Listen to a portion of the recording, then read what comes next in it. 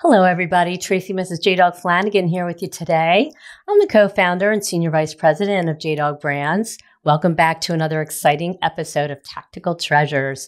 Our podcast gives veterans, male spouses, and active military service members a voice in the veteran space to speak about their service, how they're affecting their communities post-service, and a tactical treasure from their past that has shaped their journey in their military career, business, or life. Today, I have the pleasure of speaking with Matthew Griffin, who is an Army combat veteran, entrepreneur, and the father to two daughters. Matthew graduated from West Point in 2001 with a degree in engineering management, and during his military career, Matthew served in the 75th Ranger Regiment as a rifle company fire support officer with 3 tours to Afghanistan and 1 tour to Iraq.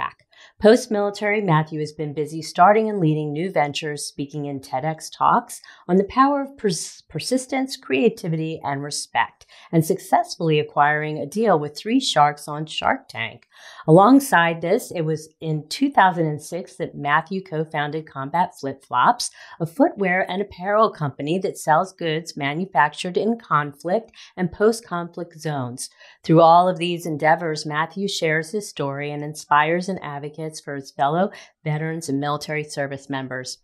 Hey, Griff, welcome to the podcast. So great to speak to you. I'm blushing. That was a mouthful. Thank you. So tell me about your military career. I would love to hear what you did in the military. I'm sure everybody goes on for a long period of time, so I'll try to keep it brief. Sure. I'm from Iowa originally, and I had 3 options going out of high school: is either join the military, get a scholarship, or get a job. And so I combined 2 out of the 3, actually 3 out of the 3. And I applied to the service academies, and I got into West Point in 2001. And in there, I was inspired by airborne Rangers. That was basically it. Every time I met one, I liked one. And so I just decided that I wanted to be one. So I got out, I graduated as an artillery officer, went through officer basic course, went through Ranger school. I got stationed at Fort Lewis, Washington in the first Stryker company in the Army. So the first 8-wheeled vehicles. So we had the first 4 in the Army, and it was a pretty cool experience, testing those vehicles out and then being kind of the dog and pony show for the U.S. military. But as they were getting ready to deploy for Iraq, I knew that I wanted to go to the Ranger Regiment. So I applied for ROPE, so the Ranger orientation program. I got there. I got approved to be at 2nd Ranger Battalion. So I went to Alpha Company 275 as the company fire support officer. Mm-hmm.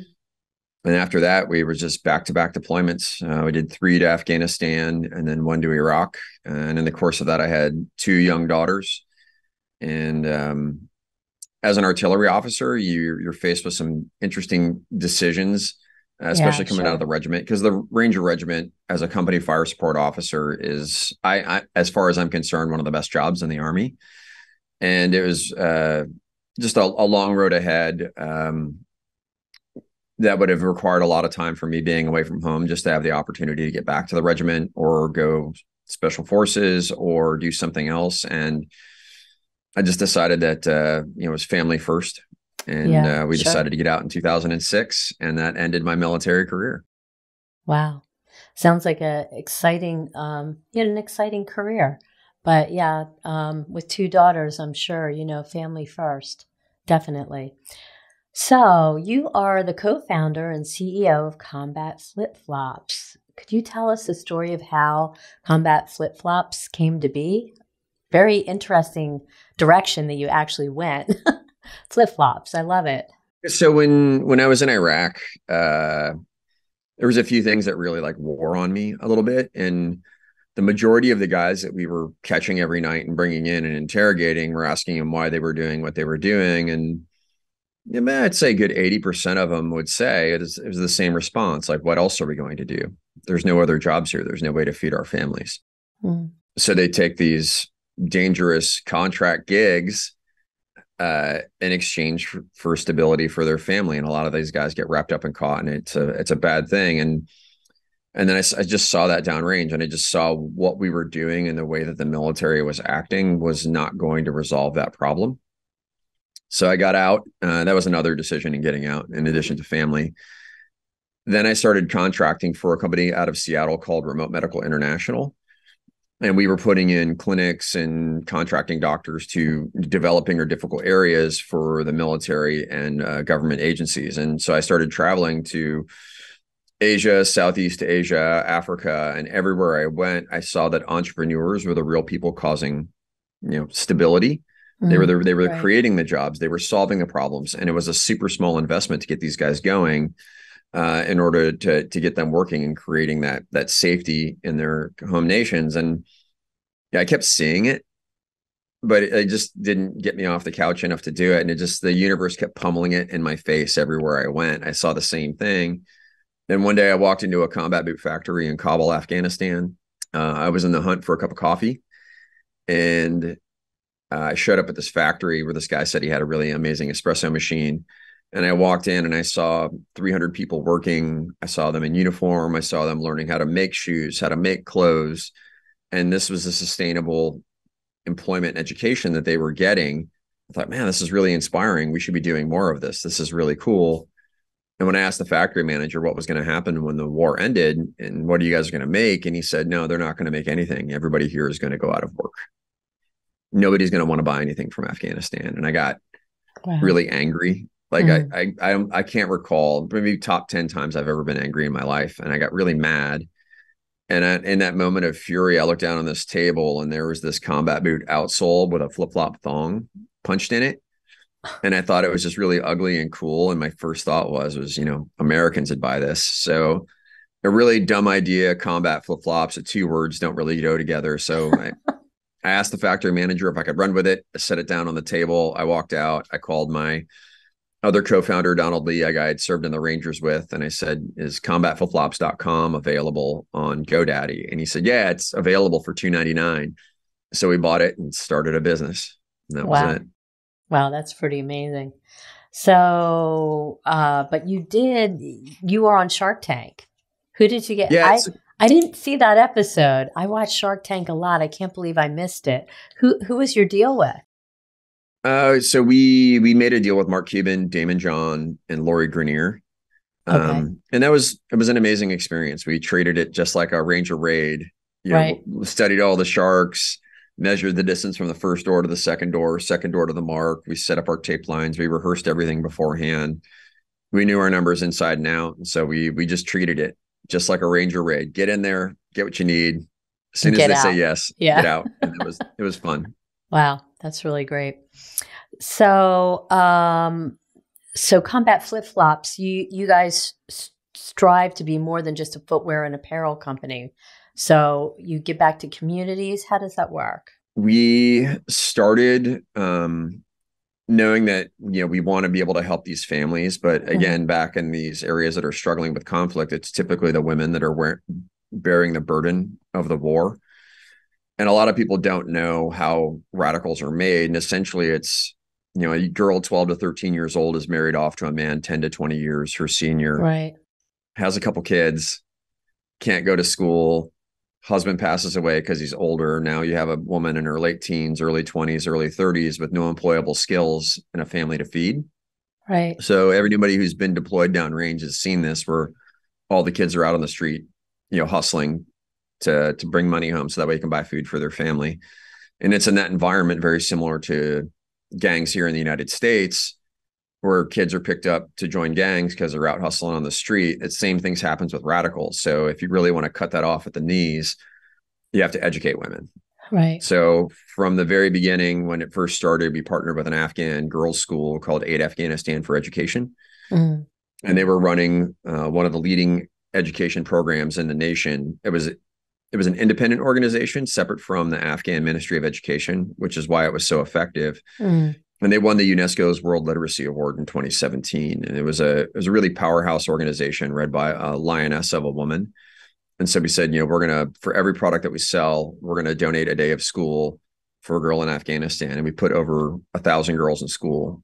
Wow. We make a line of jewelry and ornaments made out of landmines. And it's cool because, the U.S. dropped a lot of landmines and cluster munitions all over the world. So these things are laying unexploded, hurting people.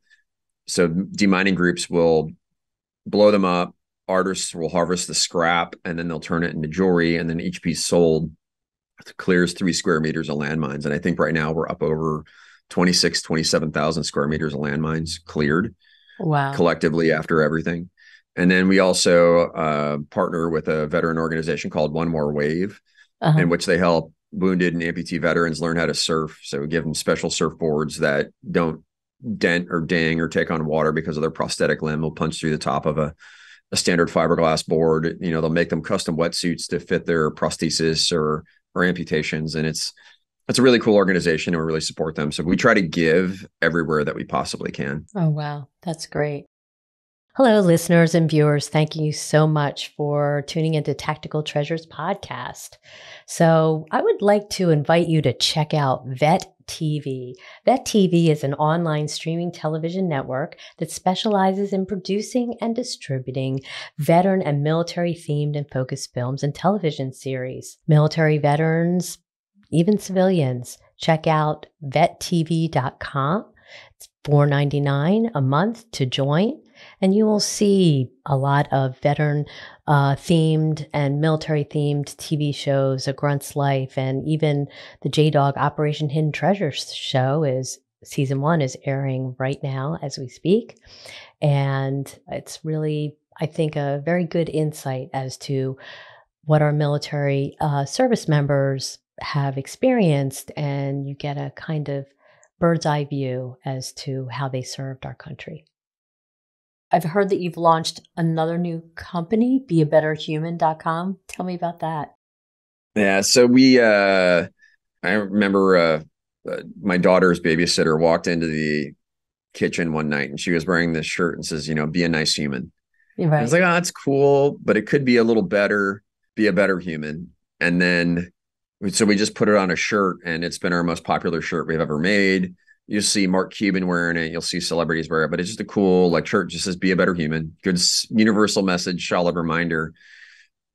But unfortunately, the name Combat Flip-Flops does not have a universal appeal in the marketplace. It sits more toward right of center with people who would be open to clicking on a website that says Combat Flip-Flops. Right. So we started a whole separate company, beabetterhuman.com, which is just a universal company promoting a universally good message. So you can go to beabetterhuman.com, check out our shirts and get them there. Awesome. I love it. So I understand you authored a book too. Wow. You're just moving and shaking post-military. I love it. Tell me about your book. Necessity is the mother of all invention. Yeah. In the late summer of 2018, Amazon said, hey, you're going to be on our brand homepage on Black Friday. And as a small manufacturing business, manufacturing stuff in war zones, it's really hard for us to have enough cash to make a lot of product to keep it in stock, which is why you've got to pre-order and get on the list for stuff just because we're constantly building. And then when we get it in, it sells. And this is a huge event, Black Friday, Amazon brand homepage. What are we going to sell? What's Amazon really good at? Books. Right. So we're like, man, people have been asking us to write a book for a while. So I hit up my Ranger buddy, veteran Ranger author, Leo Jenkins. And I said, hey man, we need to write a book. And he's like, yeah, sure. It's how long do we got? And I'm like, we got 90 days. Oh my gosh. And he said, no way, dude. Most people can't even get their outlines done in 90 days. I was like, well, we're going to be published with the audiobook done in 90 days. And he was living in Pescadero, Mexico. I was here in Washington. So in between running the business, getting everything ready for the holidays, I would spend my nights just writing and writing and writing and writing. And then he'd take the next day and edit. And then I'd write and write and write and write, and then more editing, write, more edit. And then within 45 days, we had a pretty solid book. And then we just published it on Amazon and went from there.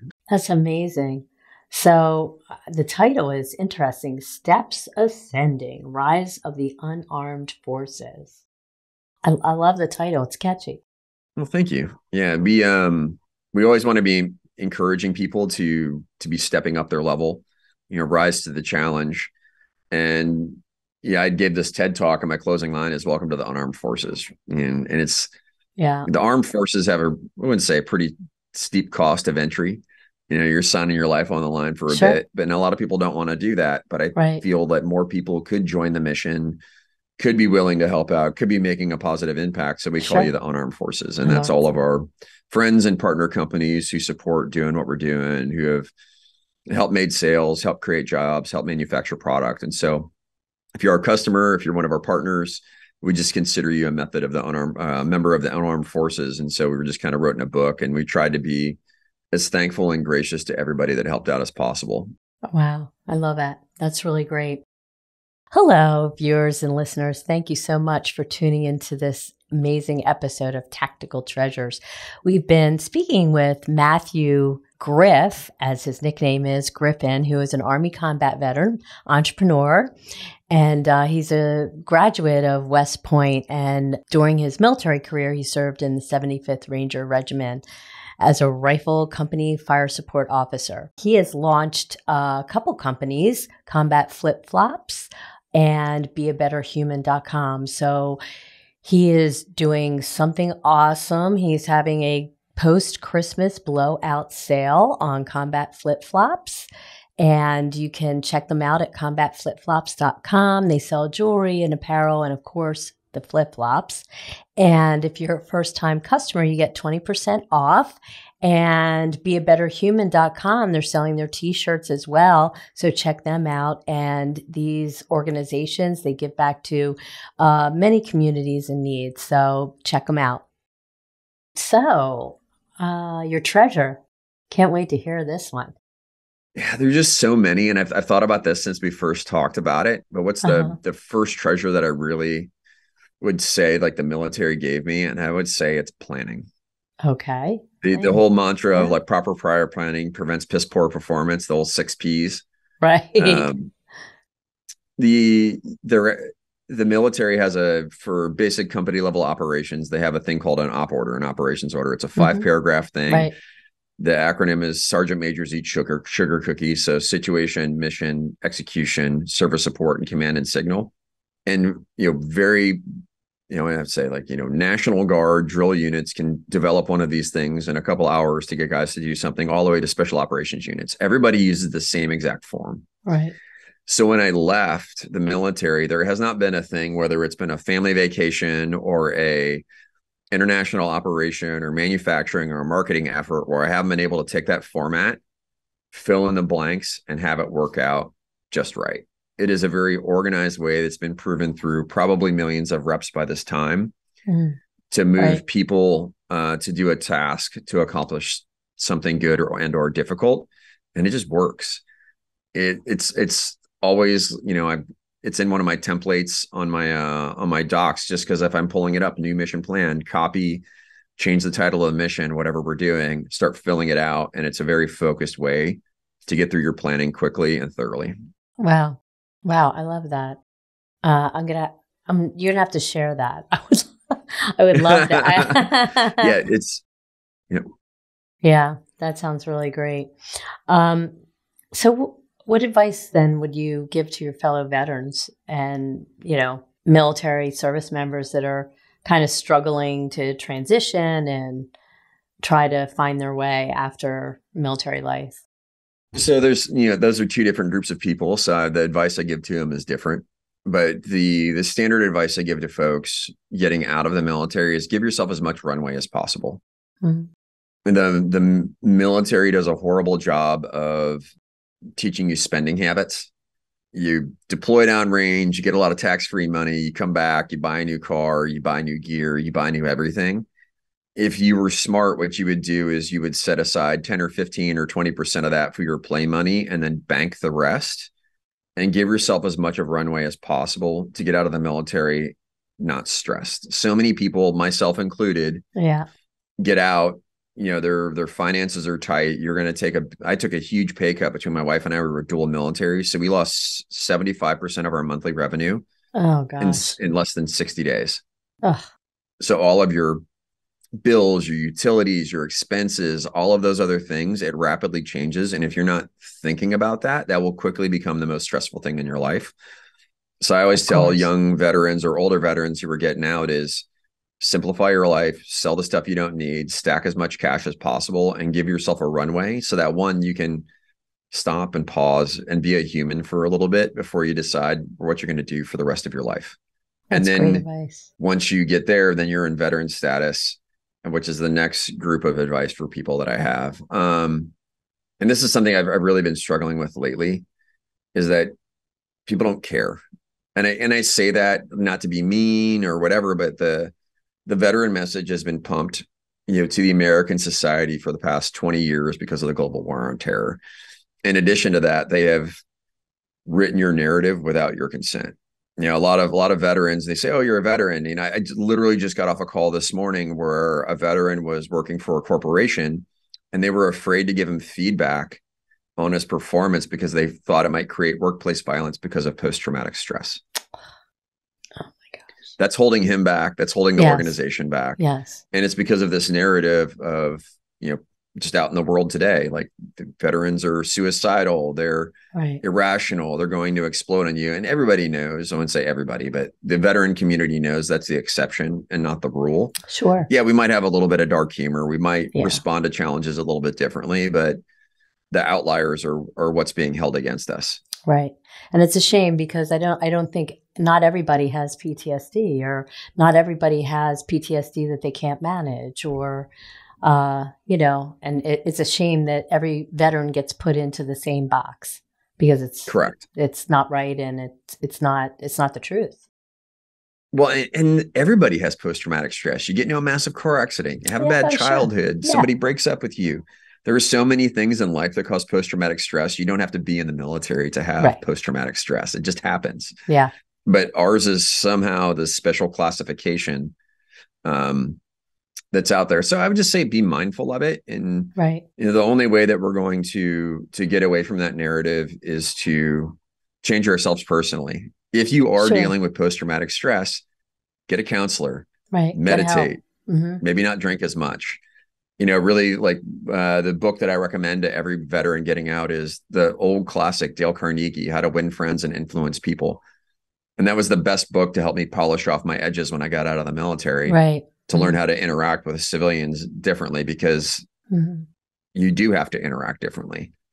You're not showing up to your platoon anymore. You can't curse at one another. You can't make fun of each other in the same way. So you're going to have to change your verbiage, your dialogue, all of those other things in order to be successful for the rest of your life. Sure. And what, for me, being a civilian and having started JDog and being enmeshed in this veteran community, I decided to educate myself as a civilian. How can I better understand veterans? How can I understand their acronyms or their verbiage and how they speak? And so, I found a website called psycharmor.org that was very, very helpful. And so I did research because I felt that, I really wanted to understand and be able to interact effectively as a civilian with our veteran population.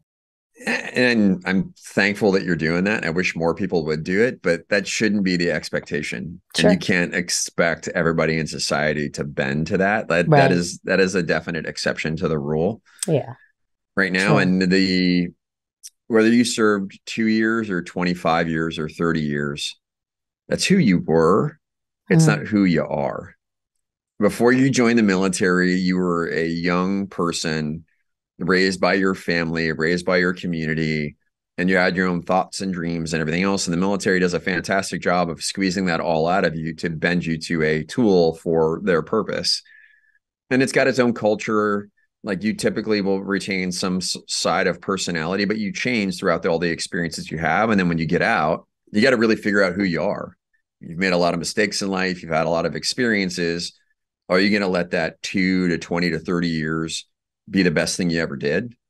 Sure. Or are you going to challenge yourself, use those experiences to grow as a human being, as a parent, as a brother, as a sister, as a business partner, whatever?